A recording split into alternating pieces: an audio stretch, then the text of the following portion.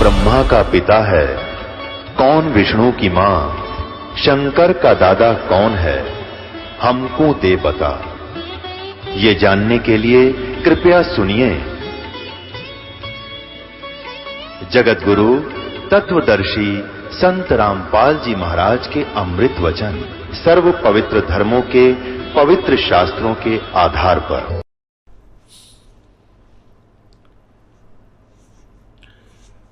अब इनके पिता ब्रह्मा विष्णु महेश जी के जो पूज्य पिताजी हैं ज्योति निरंजन अर्थात ब्रह्म। ब्रह्म का अर्थ होता प्रभु परमात्मा। पुण्यात्मा इसलिए जैसे देव का अर्थ भी भगवान होता है, देव माने परमात्मा, प्रभु, स्वामी। अब ईश माने भी परमात्मा होता है, प्रभु। अब ईश्वर इसलिए कहना पड़ा कि और भी बहुत से अनेक ईश हैं, भगवान हैं, देव हैं, और उनसे जो अलग है जैसे उसको उनसे भी जो श्रेष्ठ है उसको ईश्वर कहते हैं। तो ब्रह्म का अर्थ है भगवान। और 21 ब्रह्मांड में केवल इस ब्रह्म का ही बोलबाला है, ज्योति निरंजन काल का ही बोलबाला है। और यहाँ के जितने भी देव हैं, ऋषि हैं, ये इसी प्रभु के अंतर्गत आते हैं। जैसे कोई किसी अधिकारी के ऑफिस में, उसके कार्यालय में कार्य करता है, जैसे कोई डीसी ऑफिस में कार्य करता है, तो डीसी बार बार ये नहीं कहते कि डीसी साहब ने ऐसे बोला है, नहीं, वो उनका अंडरस्टूड साहब डीसी होता है, वो कहते साहब ने ऐसा कहा है। चाहे कोई किसी भी कार्यालय में करता है, कोई एक्शन के कार्यालय में काम करते हैं जो वहाँ के बाबू लोग हैं या अधिकारी हैं, तो वो कहते हैं कि साहब ने ऐसे बोला, तो उनके लिए अंडरस्टूड होता है, उनका सब उनको जाना पहचाना होता है कि कौन सा साहब का आदेश है ये। तो ऐसे ही यहाँ का जो साहब है ये ज्योति निरंजन है, ये ब्रह्म, इसको भी ब्रह्म कहते हैं। इसलिए यहाँ ब्रह्म पक गया। अब ब्रह्म परमात्मा से ब्रह्म, हम पूर्ण परमात्मा को भी ब्रह्म कह सकते हैं, वो भी भगवान है, लेकिन उसको पूर्ण ब्रह्म इसलिए लगाया कि अन्य ब्रह्मों से, अन्य ब्रह्म जो है उनसे सुप्रीम है वो, इसलिए वो थोड़ा सा उसमें भिन्नता होती गई। जैसे ब्रह्म, अब हम काल को ही ब्रह्म मानने लगे, इसलिए इसको ब्रह्म बोल देते। वैसे इसका नाम कैल है, कैल, और यहाँ उपाधि का नाम इसका क्षर पुरुष है। और ब्रह्म इसको एक अंडरस्टूड होने करके इसको यहाँ का मालिक ब्रह्म मानने लगे कि किस ब्रह्म का, इसी को ब्रह्म मान लेते हैं, परमात्मा मान लेते हैं। अब इसलिए परब्रह्म कहना पड़ा।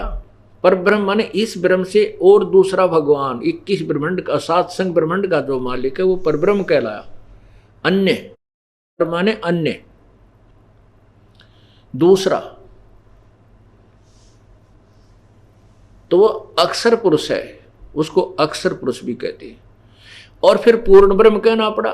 पूर्ण ब्रह्म इसलिए कहना पड़ा कि कंप्लीट गॉड वही है जो सबके ऊपर मालिक है, सबका शासक है, सबका उत्पत्ति करता है और सबका कंट्रोलर है, वो कुल का मालिक है। इसलिए उसको पूर्ण ब्रह्म, कंप्लीट गॉड कहा जाने लगा। वो कंप्लीट गॉड कौन है? वो कबीर देव है, वो कबीर प्रभु है। वेदों में से कबीर देव बोला, कबीर देव, हम उसको कबीर देव कहने लगे, कबीर देव। अब फिर हम उसको कबीर, पूर्ण रूप से कबीर देव, देव माने भगवान, कबीर भगवान, अपनी लैंग्वेज में कबीर देव, कबीर भगवान कहने लगे।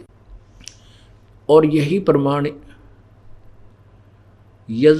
ऋग्वेद मंडल नंबर 9 सूक्त 96 यानी 96 में, और मंत्र नंबर 16 में लिखा है, वेद ज्ञान दाता ब्रह्म आप ही कहता है कि भगवान हम आपके उस वास्तविक नाम के बारे में जानना चाहते हैं, उसका ज्ञान कराइए। और अपने तत्व ज्ञान रूपी शस्त्र से इस अज्ञान रूपी मवाद को मवाद, अज्ञान रूपी मवाद को अर्थात इस अंधेरे को हटाइए, काटिए।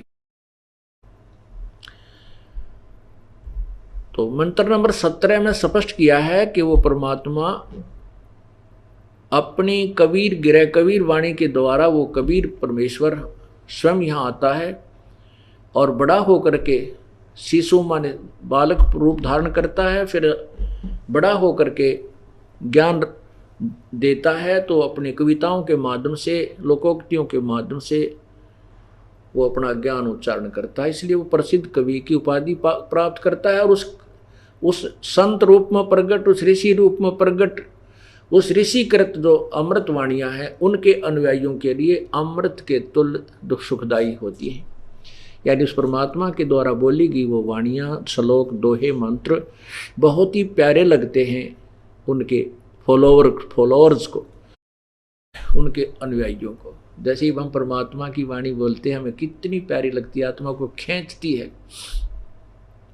यही वेद प्रमाण देते हैं। स्पष्ट ये कर किया है कि वो तीसरे धाम में रहता है, एक देशीय है, और वहां से बैठकर पूरे विश्व को, पूरे ब्रह्मांडों को, असंख्य ब्रह्मांडों को कंट्रोल करता है।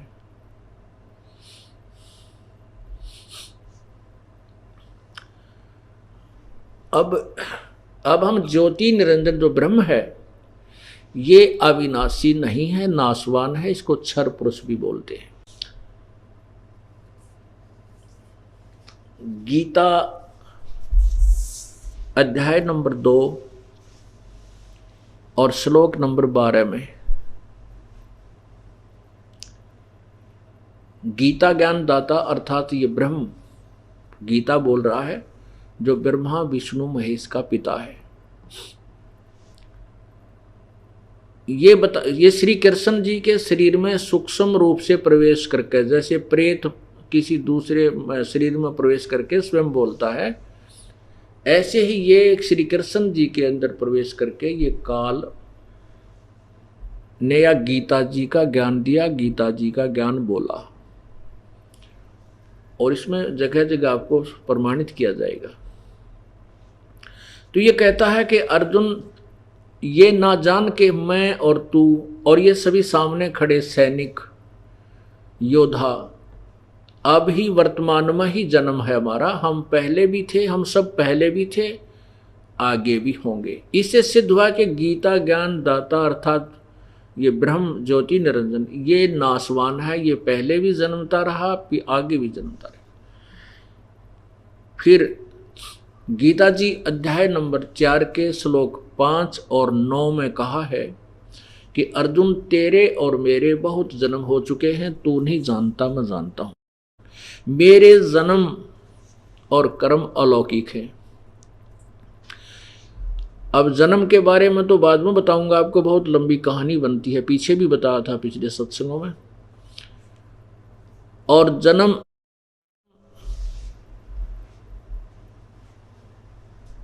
कर्म कैसे अलौकिक हैं, जैसे श्री कृष्ण जी में प्रवेश करके और सब कुछ कर गया। श्री कृष्ण जी ने प्रतिज्ञा की थी कि मैं सुदर्शन चक्र में कोई हथियार नहीं उठाऊंगा, और इसने हथियार भी उठाया। ये श्री कृष्ण जी ने नहीं उठाया, ये भूत की तरह, प्रेत की तरह प्रवेश करके ज्योति निरंजन ने हथियार भी उठाया। और वहां झूठ बोला, अश्वत्थामा मर गया, वहां झूठ बुलवाया युधिष्ठिर से, और उस घटोत्कच के पुत्र का सिर कटवाया इसी काल ने। ये कहते हैं मेरे कर्म और जन्म अलौकिक हैं, कोई नहीं समझ सकता, अलौकिक दिव्य है, ये सामने आता नहीं, ऐसे कर्म ये स्वयं करा देता है। इससे सिद्ध हो गया कि गीता ज्ञान दाता भी जन्मता और मरता है, अविनाशी नहीं है। इसका दूसरा प्रमाण गीता जी अध्याय नंबर 15 के, गीता जी अध्याय नंबर 10 के श्लोक नंबर 2 में कहा कि अर्जुन, मेरे जन्म को ये ऋषि और देवता नहीं जानते, क्योंकि ये मेरे से ही उत्पन्न हुए हैं। बिल्कुल ठीक है, क्योंकि पिता की उत्पत्ति, पिता की डेट ऑफ बर्थ को संतान नहीं बता सकती, पिता का पिता यानी दादाजी बता सकते हैं।